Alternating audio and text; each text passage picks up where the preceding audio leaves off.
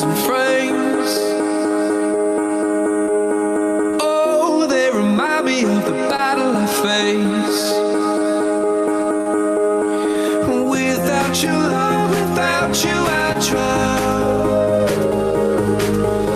Somebody save me, I'm going down. And I don't even know how I survived.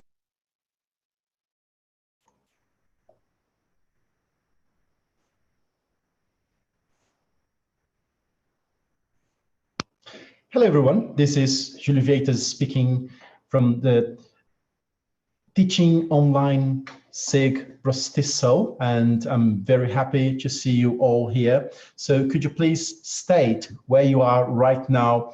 Earlier today at 3 p.m. I had people from all over Brazil, so I'd like to know if we have people from different places in Brazil.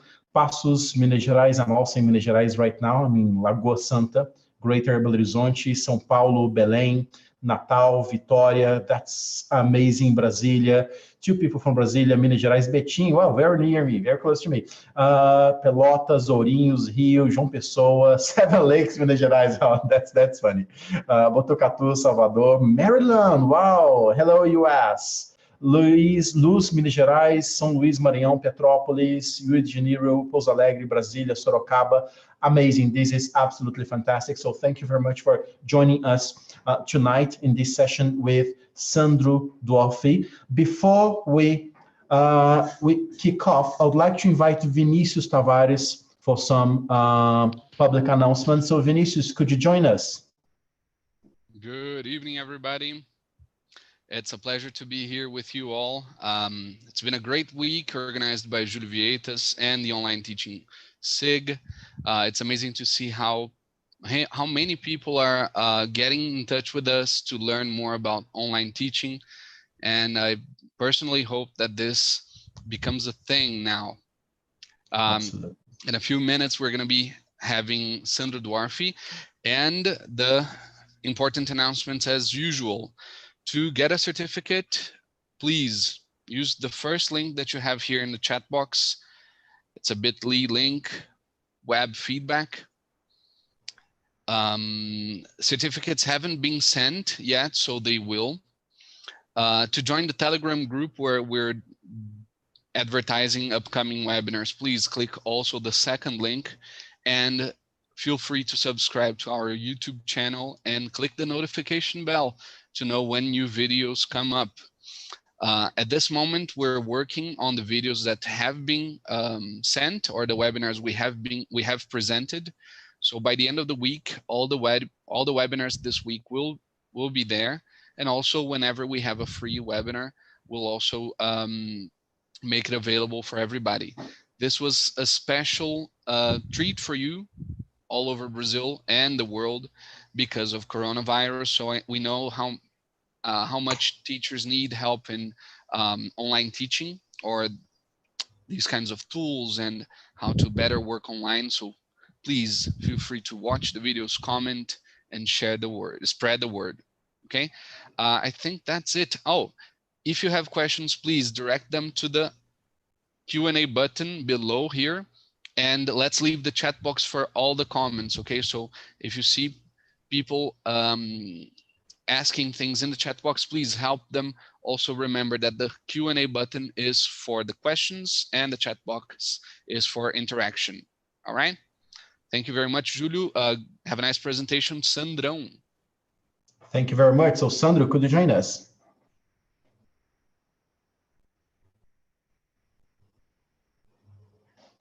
Hi there, Sandro. It seems to me that your mic is off. Could you turn it on, please? Oops, here I am. Hello, yes, everyone. now I can hear you fine. Great. Sounds excellent.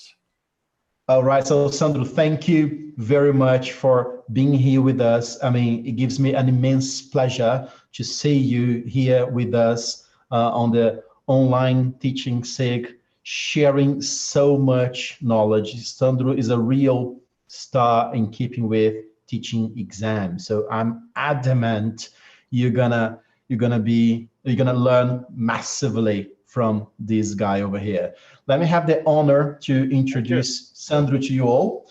Sandro Dwarffy is a licensed Spanish language teacher, TOEFL trainer, digital entrepreneur, and founder of both Global English for You and TOEFL Success. Sandro has been teaching foreign languages since the early 2000s. Sandro is based in Rio de Janeiro and has been mainly delivering online TOEFL prep training and other language training solutions as a freelance language tutor. Sandro has the CAE, CPE, TKT modules 1 to 3 certificates, Cambridge, UK, and a C2 level. So ladies and gentlemen, Sandro Dwarffy. All right, here I am. Hello, everyone.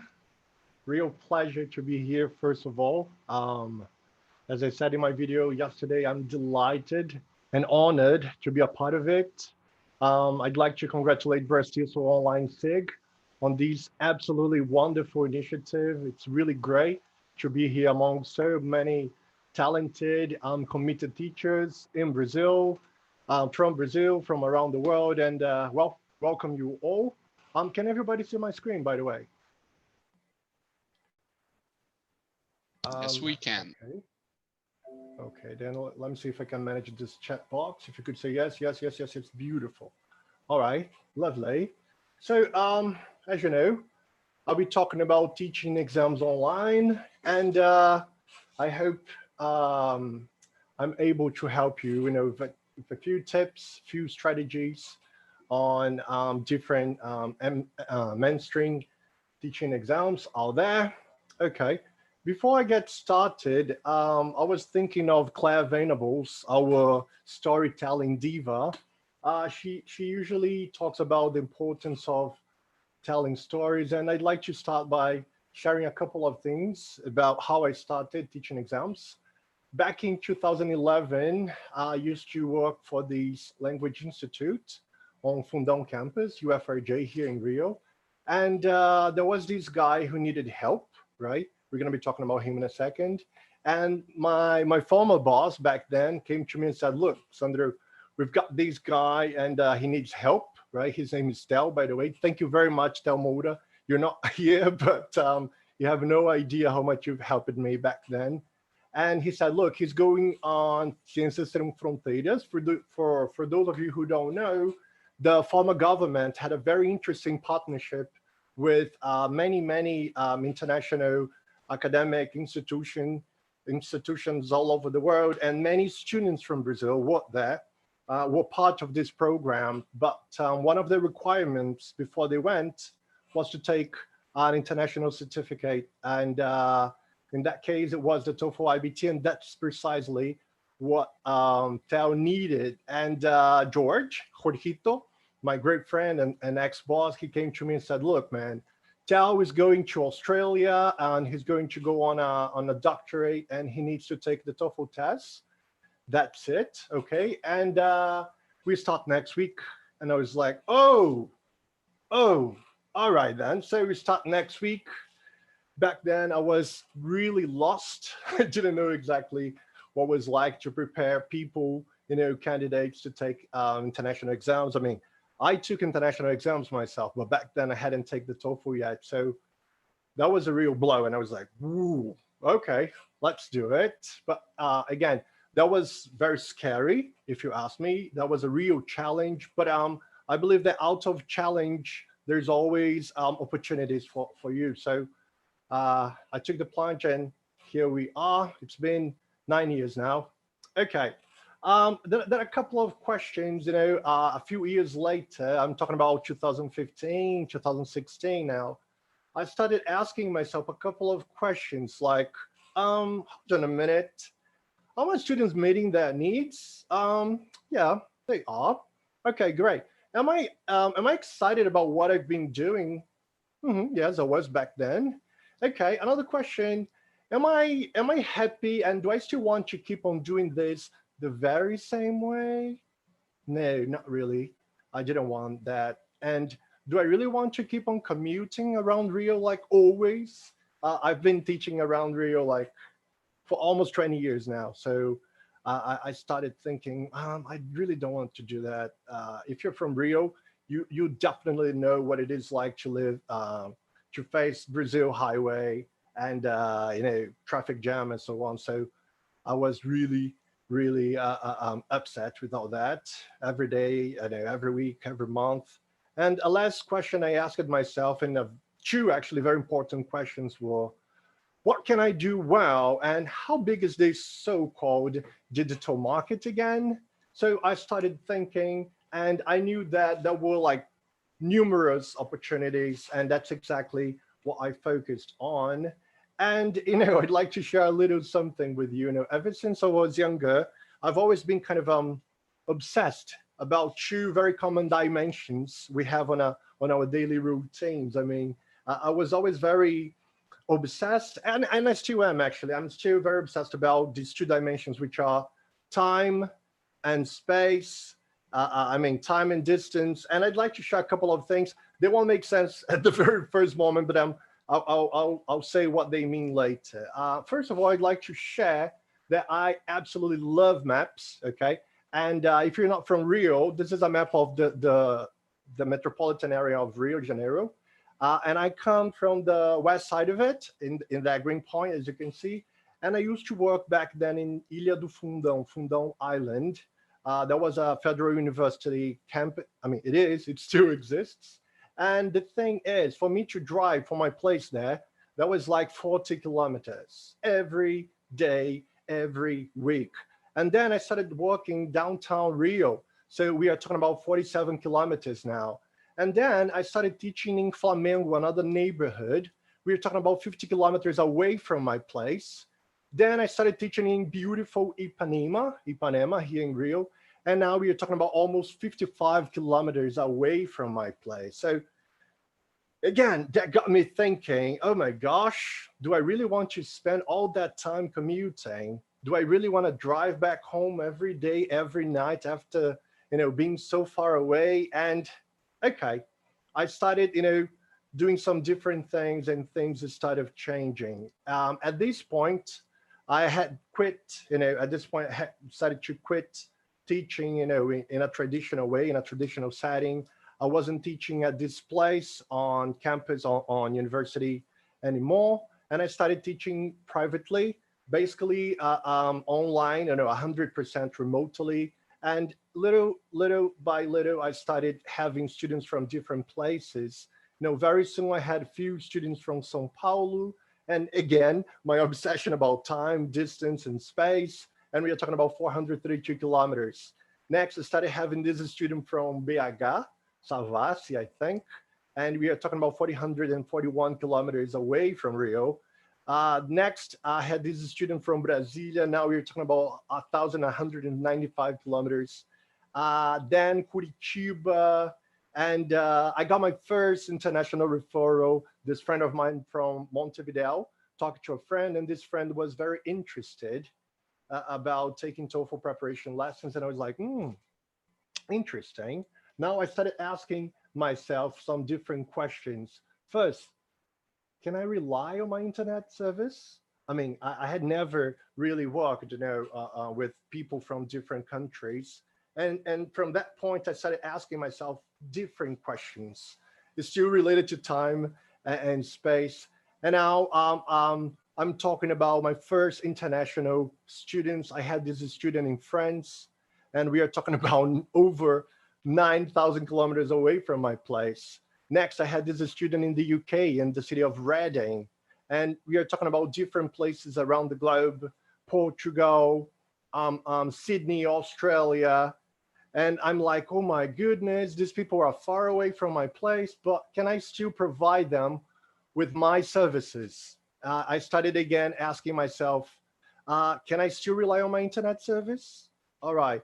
Can I still, am I able to handle different time zones? I mean, in Rio, we are at a particular time. In different cities, there are completely different times. So am I able to adapt to different time zones?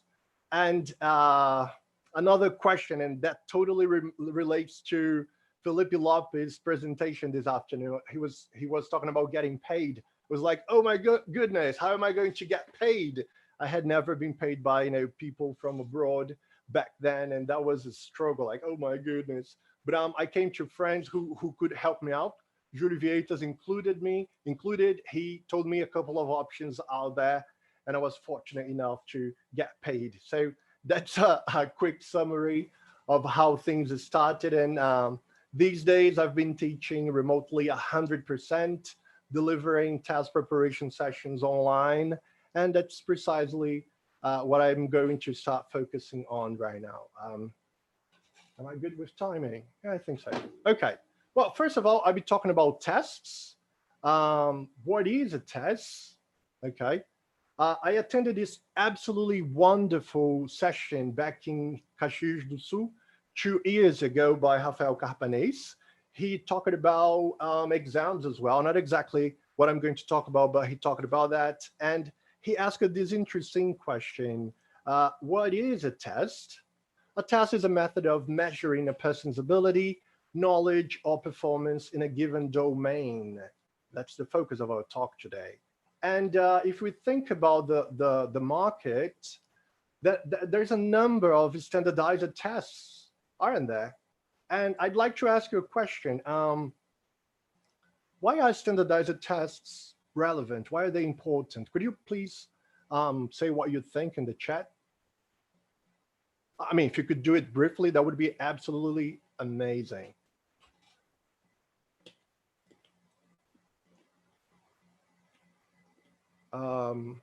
Okay. They set a standard. Okay, sure. Study, work abroad, very well. Same conditions for everybody.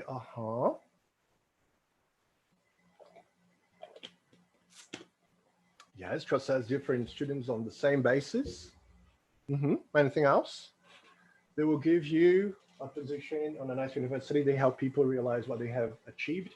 Employers, interesting. Employers value them. Yes, Camila, very good. Amori, yes, because it's equal to everyone. Okay, so things are balanced, more trustworthy. Maida Matus, excellent. I like those ideas. Brilliant, brilliant, great, good. Okay. Well, why are they important, really? They refer to, they are also used to indicate CPD, continuing professional development.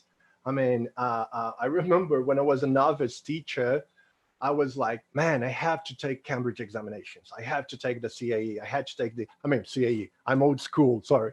I had to take the advanced. I had to take the proficiency. And that's what I did back then. When it comes to language, of course. That also indicates performance, right? International exams, these standardized exams, they're also key performance indicators. And as Maida said, I think, employers do value them. Market demand, quality assurance, standardization, student performance, and so on. Yes. And there are some other things naturally. We've got to bear in mind that these exams, they've got different levels. They go from A1 to C2, so beginning levels, intermediate levels, advanced levels, and these standardized tests can dramatically differ from each other. And that's why I'd like to start talking about the mainstream international exams right here. As you can see, we've got Cambridge Suit, where you got the proficiency, the advanced, and so on. We've got IELTS, Michigan, the PTE Academic by Pearson, the TOEFL IBT. I'd like to ask you another quick question. How familiar are you with most tests out there in the market? A little, very familiar, like I'm completely lost here. Could you share that, please? Little. Simone Barreto Novaes, little. Lost. Hello. Tata said she's lost. Quite familiar. Petruca, quite familiar. Darcy, a few of them. A little familiar, less familiar with TOEFL. Not the others, more familiarized. Quite familiar, a little familiar. Quite familiar. Familiar, a little okay. Not so familiar with English exams. Quite familiar. So very different opinions here. Cool. Nice, interesting. Okay, I'm going to start talking about language skills that's basically what they have in common naturally. I'm talking about language exams here, okay? That's going to be my focus. So we'll be talking about listening, we'll be talking about writing, we'll be talking about speaking, reading, platforms as well. I swear to God, at this point, I believe that most of you have all been talking to adopting Zoom. So that's our pet platform. We all love it. So I'm not going to tell you special features. We've already had so many brilliant people explaining. So I'm just going to focus on a few things related to Zoom, okay? Not special features and so on, and a couple of tools as well, okay? When it comes to writing, the first thing we're going to bear in mind is the following. Okay, are we teaching one-to-one? Are we teaching in groups? Okay, what text editors can I use? Am I going to be working on discussive essays, integrated essays? Okay, these are the first thing you've got to have in mind. The first one is, these days we've got computer-based, computer delivery tests like the IELTS, like Cambridge, and I'm not entirely accurate with this information these days. When I took Cambridge, the whole thing was paper-based. And as I just said, paper-based. We've got exams that are paper-based, so basically no computer, no typing. And that's the first thing you've got to have in mind. Okay, whether the student is taking it computer-based or in writing, right? I mean, paper-based, you're going to know how to help him the best way you can over the internet. After all, I think it doesn't make that much sense if you ask your students to get a notebook, a piece of paper, and work on a piece of writing, and then they show it to you over the camera or take a picture and share with you. So I think by using the computer, maybe somebody can talk about interesting tools to do that.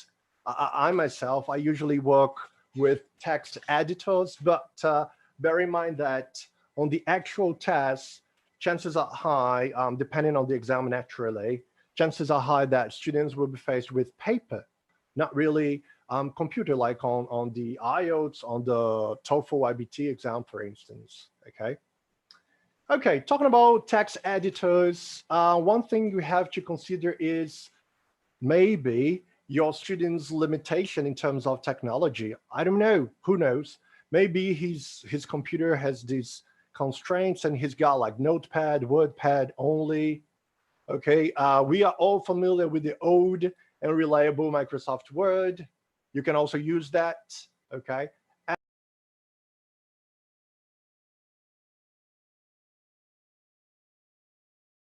Oops, okay.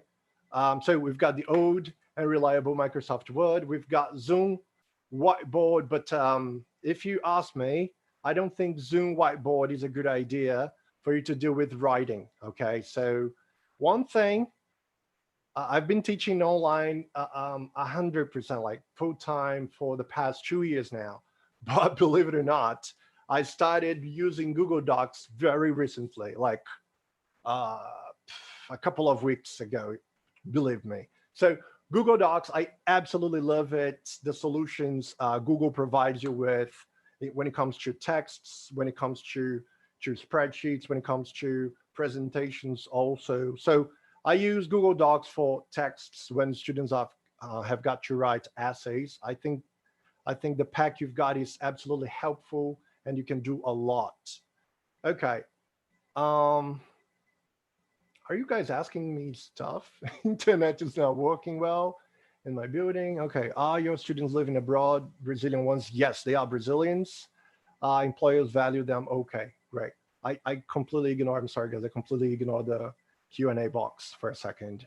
Anyways, this is the script. I used it yesterday on Notepad, on WordPad to prepare the video, to invite teachers to watch this webinar. So it will look like that, the old and classic Notepad layout. We've got Microsoft Word here. This is another piece of writing. This is something I was working on from another training. In that case, I'm the student. Zoom text box. This is something I was working on. I also work with the PTE Academic. preparation. And this is something that I sort of adapted to writing activity. This is actually Zoom text box. This is what it should look. That's what it should look like. As I said earlier, and I say one more time, I don't really recommend. Editing is not the best thing when it comes to Google, to Zoom text box. So I think you're better off wiser by using Google Docs, okay? So basically you share a link with your student and while he's working on his or her text, you're gonna be able to see what they are producing, and you can help out in terms of structuring the text, working on an outline, developing the essay itself. That's how I do these days. I think this is a sample of TOEFL, okay? TOEFL IBT writing section. And I'd like to talk about the different kinds of essays as we're talking about writing. Okay, I think I got another question here. Yeah, I think I got the same questions. Okay, good. So far, so good then. Discursive essays. This is what a prompt will look like. This is from the PTE Academic, I'm sorry, Cambridge Proficiency. This is what a prompt from the writing task will look like. Here, the student is supposed to summarize and evaluate points from different texts. Another sample of a discursive essay we've got here from the IELTS, the official Cambridge Guide to IELTS by Cambridge. Here, the student will be dealing with summarizing, description. He or she will be dealing with visual information. This visual information can be a graph, a table, a map, or a diagram, and they will have to work on it. Okay, what else? Here, we've got a model of the TOEFL IBT integrated essays. First, the candidate is supposed to deal with the reading passage. Even though we are talking about writing here, it's that's the very reason why it is called integrated. Even though it is writing, we are talking about a reading passage here. Then the student will listen to a lecture. Okay, here it's academic material. And finally, they will have to type in their answer into as a response to a question that they will be asked, that will request them to integrate, to synthesize information from the different sources, both the reading and the lecture. So that's the point, depending on the kind of prompt, writing prompt the candidate is working on, you will have to decide, this is going to be up to your educational purpose with your student, the platform you're going to use, either Zoom, I mean, not Zoom, Zoom is mandatory. You always want to use Zoom. But I mean, if you're going to use Word or Google Docs or Zoom whiteboard, I love Zoom, I definitely do. But I don't really recommend Zoom for writing long passages, okay? It's not, there are lots of other better options out there, okay? So that's what the writing integrating task looks like. Okay, another thing, speaking, another fundamental language skill that we can definitely help our students with. A couple of questions you might want to ask yourselves when it comes to speaking. Okay, will I be teaching one-to-one? It's me and another student only, one-to-one, or am I teaching groups? Okay. Regardless of the format, okay, regardless of the setting you'll be dealing with, you have to decide, this is going to be up to your classroom management, okay? The same thing you would do in person, all right? Face to face, as we say. Zoom breakout rooms. Actually, I'm not going to talk about Zoom breakout rooms very soon. You will have material, that very special material, very special tutorial on how to deal with Zoom breakout rooms. Thank you, Julio. You're going to save me a lot of time here. You can refer to Julio's website, Julio Vieta's website. He's going to provide you with, brilliant material he just prepared. What else? I'm going to talk about speaking here in the different exams, and also feedback, something that by doing online, we are definitely an advantage, and I'll show you why and how. Okay, first of all, there are very different ways you're going to go about speaking when it comes to international exams. I mean, candidates may be faced with each other, and there will be an official examiner assessing their performance. That's one thing. For instance, when it comes to IELTS, Cambridge, Michigan, here it's a one-to-one interaction. So it's a human examiner, and I'm going to explain to you why I mean human in a moment. So here we've got a human examiner assessing this one student's performance. Something very similar in the Michigan exam. Here we've got a picture of the Michigan speaking test. So basically, similar model. You've got a single candidate interacting with the examiner, eliciting questions, interacting with the student, but only in the sense of keeping, his or her talking time going. Another example here I'd like to share with you is the Cambridge exam, Cambridge Advanced Speaking Test. As you can see, we've got two students here. So students take exams in pairs, sometimes as a trio, like I did in the past when I took the CP, the old school teacher again. When I took the proficiency exam by Cambridge back in the days, there was an interaction of 3 students and an examiner eliciting questions, interacting, delivering us prompts for us to talk to each other, and another one taking notes, grading our performance. Okay.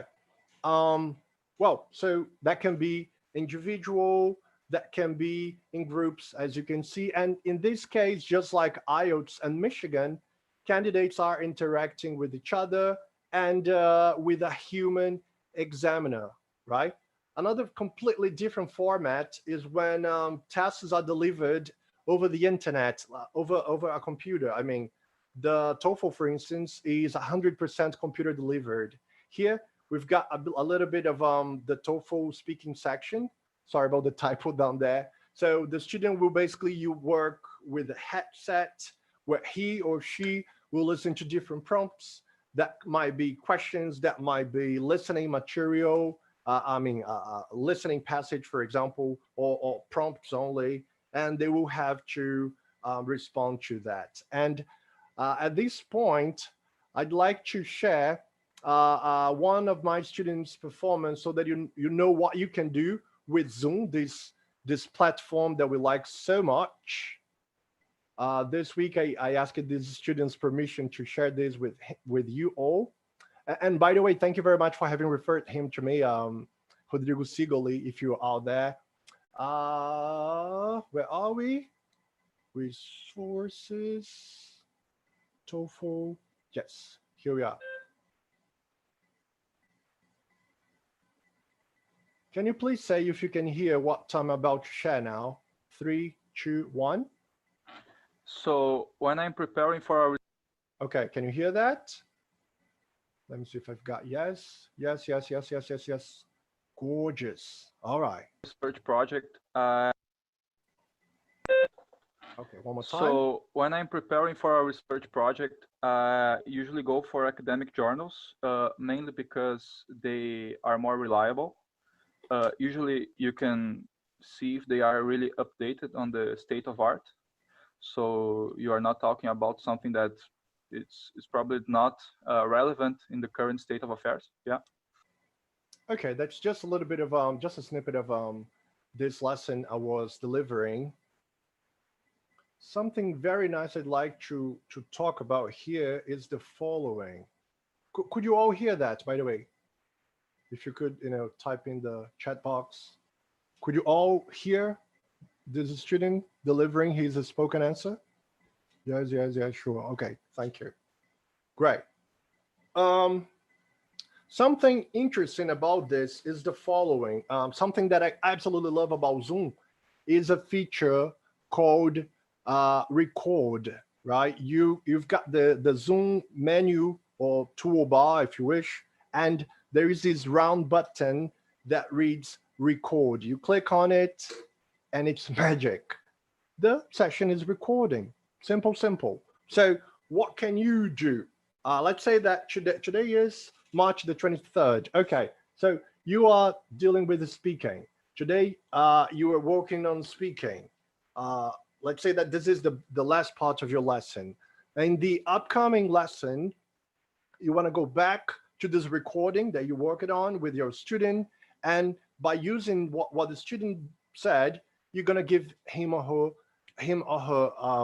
feedback. And I really like that, because you can give very effective guidance. You can deliver very effective support to your students. How can he or she do better? Like, how can you help them with pronunciation, say vocabulary, grammar, depending of naturally, depending on the scoring information you are dealing with, you are based on, because that can also vary a lot when it comes to Cambridge, PTE Academic, TOEFL, IELTS, Michigan. So the more familiar you are with all this scoring information, the more assertive, accurate, helpful you'll be as a trainer. Okay. Another skill I'd like to share with you is listening. Okay. And here we'll be talking about prep guides. There should be an S here. Prep guides, websites, YouTube, and apps. Okay. First of all, regardless of the guide that you adopt, say it Cambridge, IELTS, Michigan, PTE Academic, TOEFL, whatever, you name it, you are going to share audio material with your students, okay? They are going to have to be familiar with the different listening question types, okay? And it's your job to know how to share that. I think this is something that I'm not entirely certain at this point, okay? It's been a while now. Very full 4-5 past days, and so many wonderful sessions here, but I'm not really sure if somebody ever at any point talking about sharing audio. I believe they have, okay? But there are many different audio formats out there for you to share with your students, say MP3, MP4, DVD, ROMs, YouTube. This is going to be up to your imagination, creativity. The sky is the limit, as we usually say. So regardless of the format you're sharing with your students, how are you actually going to help them listening to whatever question types they have to? First of all, this is what Zoom looks like when we are working with it. Let me just select this. I like this a lot. So whatever you're dealing with on Zoom, there is the sharing a screen feature. You're going to click on it, and that will be these different windows depending on the tabs that you've got open on your desktop. That would be, for instance, the Zoom whiteboard.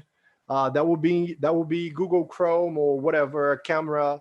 So I usually save all my task preparation material in different folders. So let's say that you've got the IELTS folder. You want to click there. You're going to select the audio material you're going to use. And very importantly, very important, you're going to click on share. Oh, no. Actually, before that, you're going to select whatever you're going to share. Then you're going to click on share computer sound. And another very important step before you get started, share screen again. And then you're good to go. Just one last tip I should give you.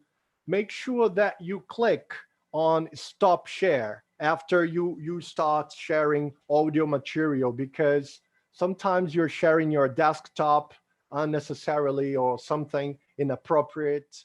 One thing is sharing audio, and another completely different thing is sharing your screen.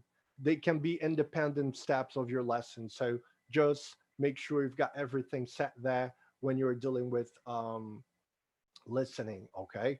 And when it comes to listening, as I said, you can perfectly refer to the material accompanying the guide that you purchased, whatever the task you work with.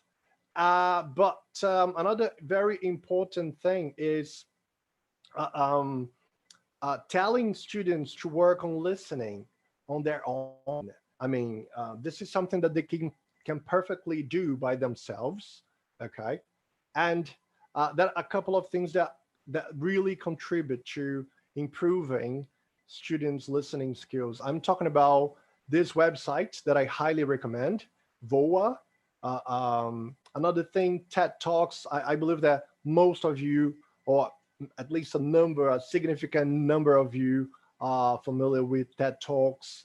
BBC Learning English. This is somewhere they can always go to listen to different types of sources in English, naturally. And that works for Michigan, Cambridge, TOEFL, IELTS, you name it, TED Talks. Absolutely fantastic. I really like this.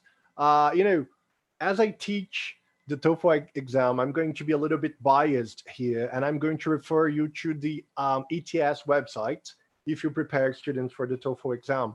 But you can always go to Cambridge exam, to Cambridge website. You can go to Michigan language assessment and whatever the test you work with, and they will provide you with extra material, hopefully. I'm referring to TOEFL because that's what I do on a regular basis. But both VOA, BBC English, TED, and all this stuff, they are websites and they are also apps. So just, it's up to you. Refer to your students all these places where they can, get extra information, like sample material that will help them be more and more familiar with the exam, the different modules, the different question types that we'll cover each of the sessions. This is ETS website, ets.org/TOEFL. And the last step, basically, I'm going to do the same thing as I did about listening. Okay, you're going to be dealing with texts, of course, but there are very, very different ways how you can approach texts. We'll be dealing with text comprehension skills. Your job is to help your students with task-taking abilities as a whole, and it's up to your teaching, objectives, how you're going to go about reading comprehension, the formats, the platforms, the different tools you can use. I remember last night, Ana Carolina delivered this amazing session with so many helpful tools and things that can help you out, working with false and true and false sentences, for instance. You can work on vocabulary. There's just a lot of things you can do when it comes to listening and reading. And again, I would refer you to the preparation guide that you think is more appropriate. This is going to be up to the best of your judgment. All right. Why? The reading section in each of those tests will vary dramatically. Okay. So depending on the test you deal with, you will see very different question types. So refer to the guide that you believe is appropriate and more helpful to your students. I remember that back in the days when I first started teaching TOEFL, I went to bookshops, I took a look at, different guides. I talked to people. I went online. I even went to this workshop in Diamantina, Minas Gerais. I went to that federal university, say, I don't know, 4 years ago. And I really wanted to be, well informed when it comes to, when it came to TOEFL preparation. So ETS put together this workshop on the federal university, and I took a plane, I got a bus, I went all the way there to learn, as much as I could. How long am I supposed to go? Okay, I think I've got 20 minutes. Great. So another thing I'd like to share with you so that you can work with vocabulary is Anki. Anki is a great app when it comes to flashcards that also trains memory, that also trains retrieving information that you learned in past sessions.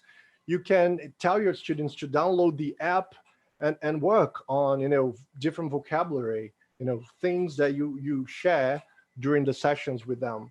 Another one, Quizlet. And here there will be lots of different vocabulary items. This is Quizlet, by the way. Here, the student will find lots of different subject areas, and depending on the exam they're going to sit, that will be very different subject areas, say philosophy, politics, biology, math, languages. So that doesn't really mean that they need to master different subject areas, but I believe that the more familiar they are with key terms related to different areas, the better. Why not? But most of the time, the students they're not really supposed to have prior specialized, knowledge on any subject area, and that's very good, I think. Another thing is Magushi. That's another very interesting app, and similar to Anki, Quizlet, Magushi will provide you with a very helpful. In that case, I'm being biased here again, inevitably. They've got very interesting TOEFL related flashcards, and that can definitely help you, work on vocabulary with your students and other things. That's up to your creativity, your teaching purposes. But there are lots of other professionals you can refer to when it comes to Cambridge exams. Say we've got Igor Cavalcanti, we've got Sergio Pantoja, Taylor Veiga, people who can also help you out with other test preparations like IELTS. You've got in the UK, Vanessa Lima, lots of amazing, really wonderful people who can help you out with exams. I'm not really so sure about Michigan, but I also work with the PTE Academic by Pearson. And that's about it. That's about it. Yeah, I think we've got like 15 minutes or so for Q&A. All right, Sandro, that was amazing. Thank you very much. We have 6 questions here. So before we move on to the questions, as you can see, we have here some Instagram accounts. So I do suggest you subscribe to Sandro's Instagram accounts. Adamad, he's going to share some more tips over there, so please follow him over there. And now we can proceed to the questions. Okay, so internet's not working well in my building. Which should be a good speed for teaching exams online? Well, I usually tell my students that 5 to 10 mega is minimum. It's the minimum that you need to hear things well and make yourself heard. I think the most important thing when we are working online is being able to hear your teacher, and as a student, your tutor will have to hear the things that you have to say. So the most important thing is audio. At the very beginning, people are very, very concerned about gray camera and video. At the beginning, you don't really need to be that worried about video. As long as you're able to hear your student well, your student can hear you just fine, I think you're good to go, right? So at least 5 to 10 mega, but the more, the merrier. I think the more, the better, in fact. I agree, Sandro. Are your students living abroad, Brazilian ones? They are all Brazilians. There's this student in France who's got this very strong French accent, but that's because she's been living in Paris for the past, say, 12 or 13 years, but she's Brazilian, just like most of us. All right. So, Sandro, how fast is your broadband internet? We're talking about 90 mega download. Good. You mentioned guides. How do you work with these with your students during the lesson? Do you use the online component that comes with the guide? Do you create your own slides from scratch from the print material? I do a lot of different things depending on the student's purpose. I mean, I try my best to deliver very customized material, and I try my best to deliver a very customized service as a whole. And we usually think about conversation, general English. When we do the basics of ELT, okay, that has to be customized and personalized and so on. But when it comes to task preparation, that's not any different. Why is that? Task preparation students, they usually have, let's say, the 3 profiles, at least. At least those are the ones that come from the bottom, from the top of my head.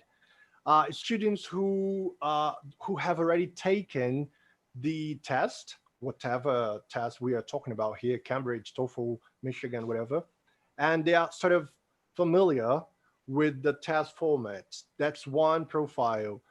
Another profile is that kind of student who they have already given it a try, they know something they've seen online, or they've got a friend or family member who have already taken the exam, and they are somehow familiar with the exam.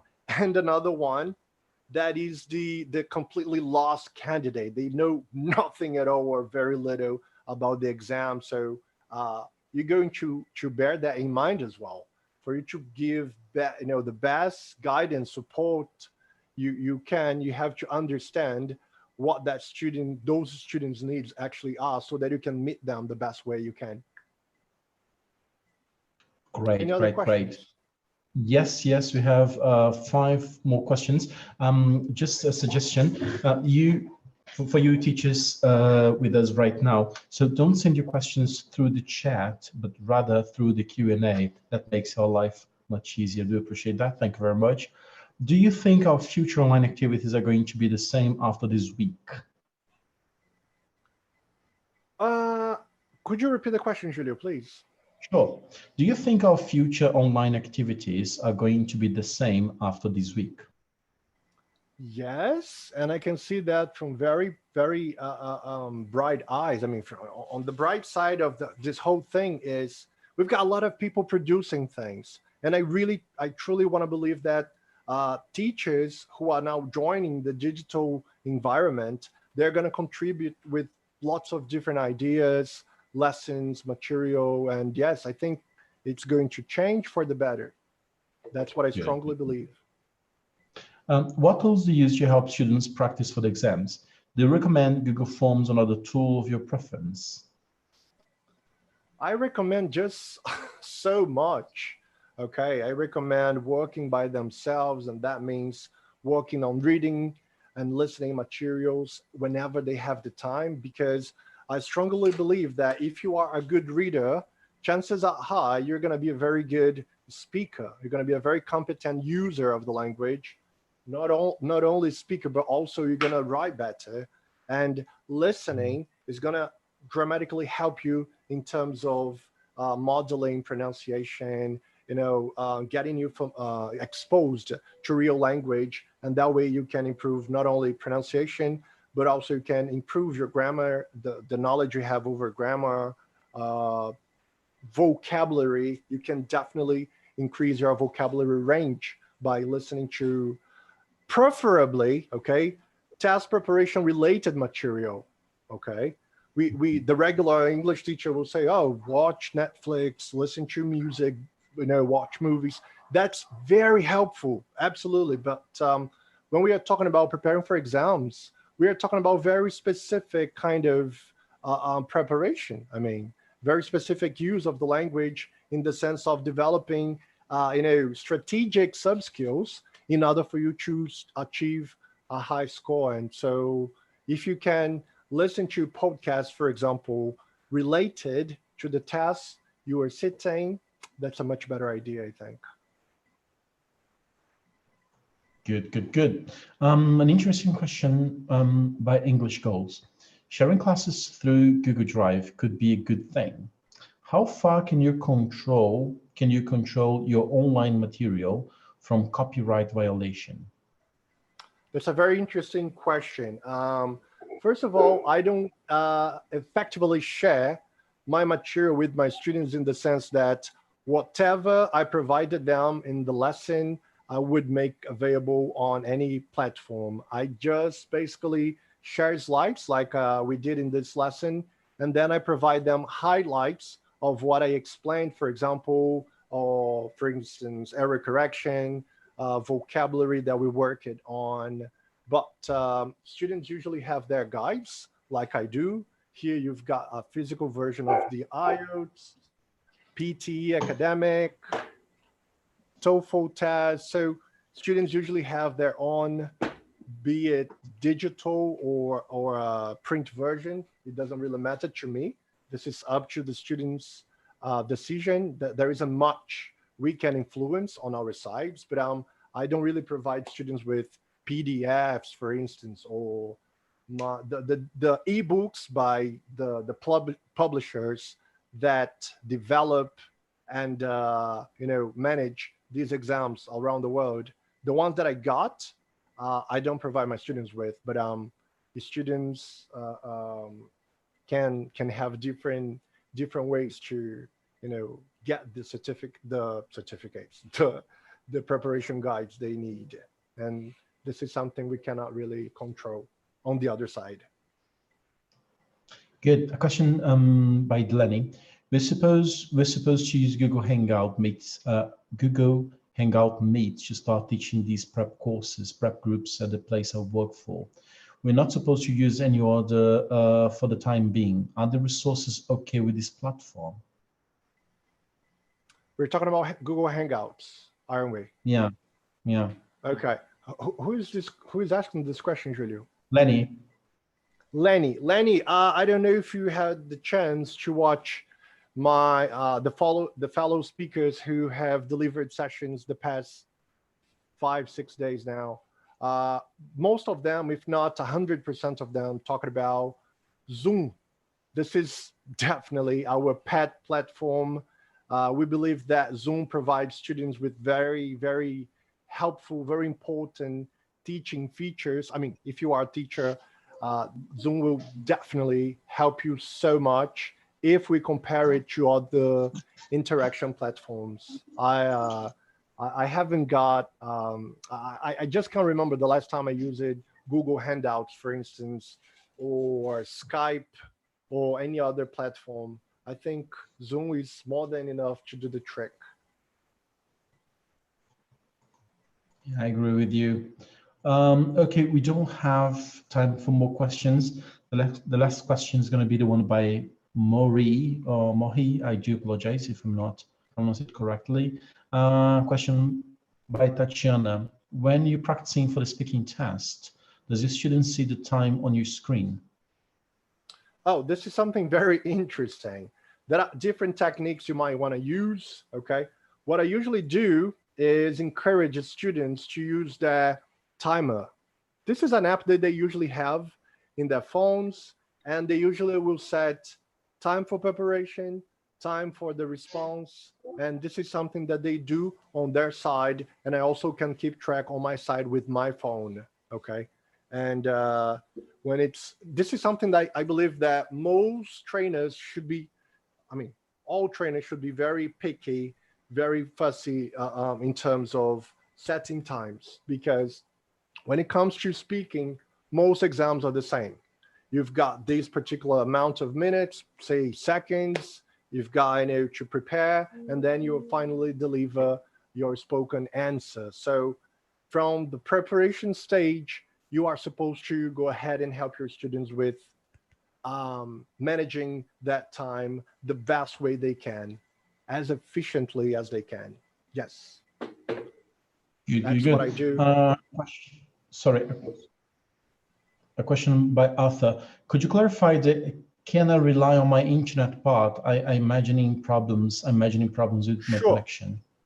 Sure. Okay. When you don't work online, basically you use the internet to stream videos, stream music, use social media, check email, play games, maybe the regular thing, right? When it comes to teaching online, you've got to make sure that your internet service is reliable, preferably very, very, very reliable.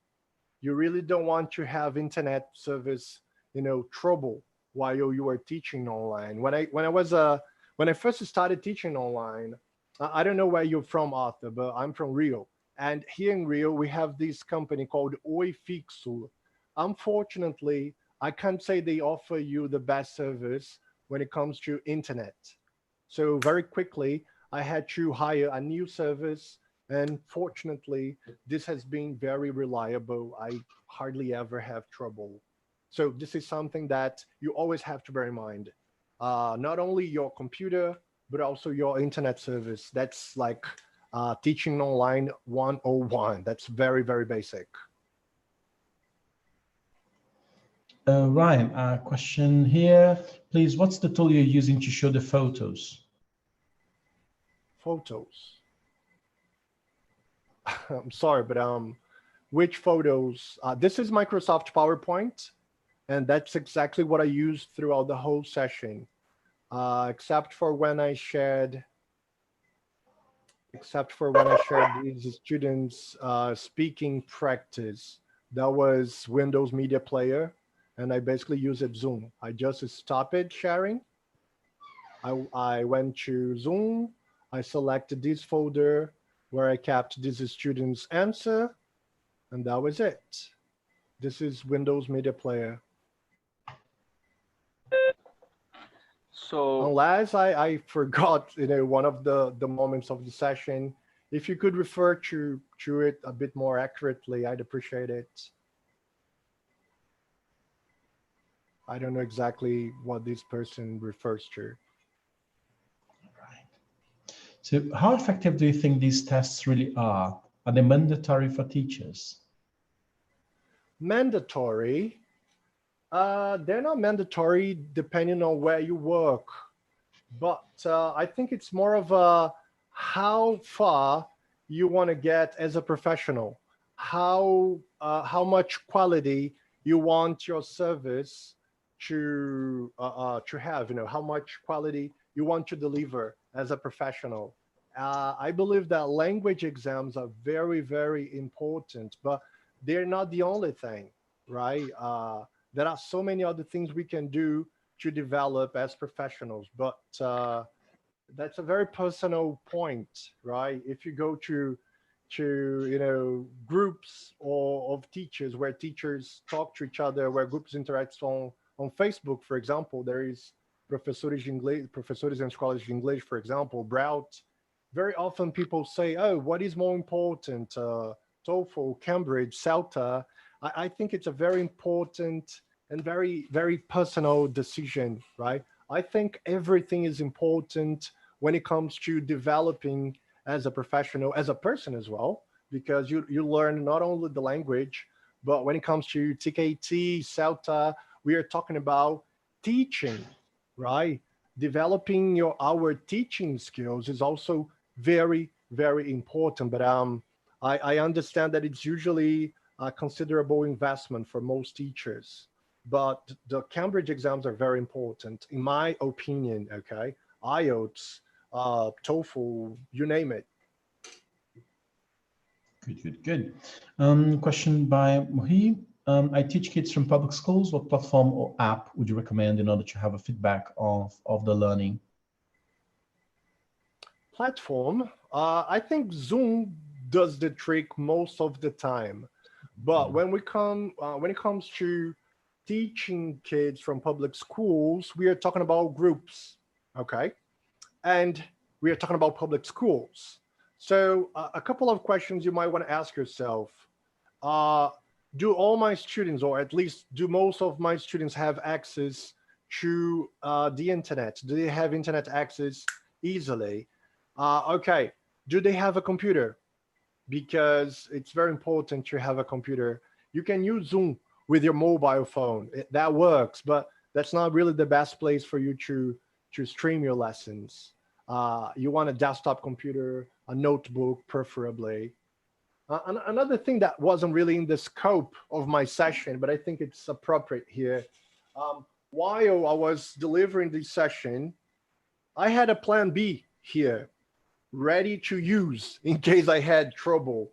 And at the beginning, if you don't have a desktop computer, a notebook, or a tablet, I don't know, you usually going to rely on a single source. I mean, on a single device, be it your desktop computer, tablet, or notebook, I don't know. But in time, you really want to consider, you might want to consider investing in a second computer. I highly recommend.